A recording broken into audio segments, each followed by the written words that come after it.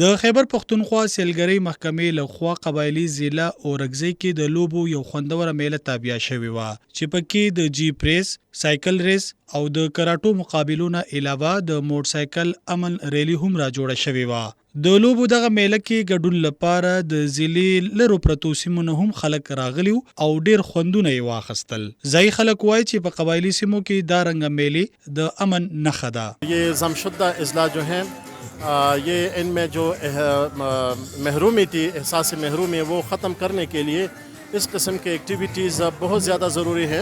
अल्हम्दुलिल्लाह मुझे तो बहुत खुशी हुई है, जितने लोगों ने बड़े खुशी से और बढ़ चढ़ के इसमें हिस्सा ले रहे हैं, जितनी इसमें पार्टिसिपेशन है, तो इंशाल्लाह ये एक कामयाब इवेंट होगा और आइंदा के लिए भी इस किस्म के बहुत सारे इवेंट्स हम कराने की कोशिश भी करेंगे, मेहनत भी करेंगे। We are here to celebrate it. So we are having a lot of fun over here. We are here in Orakzai. So we are enjoying a lot the scenery over here and the way we came here and the way we will inshallah go back.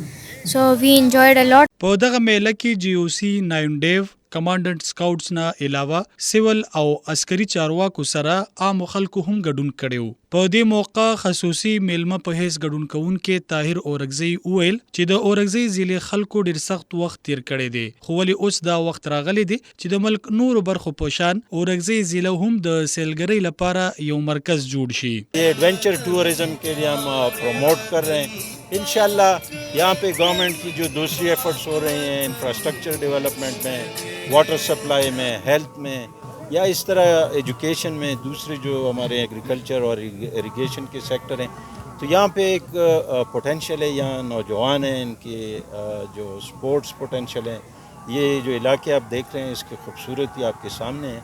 په دغه موقع د سیلګرۍ لپاره کارکونکي طاهر اورګزی ګامونه ستایلی شوي دي او دوی ته اعزازي شیل هم ورکړی شوی دی۔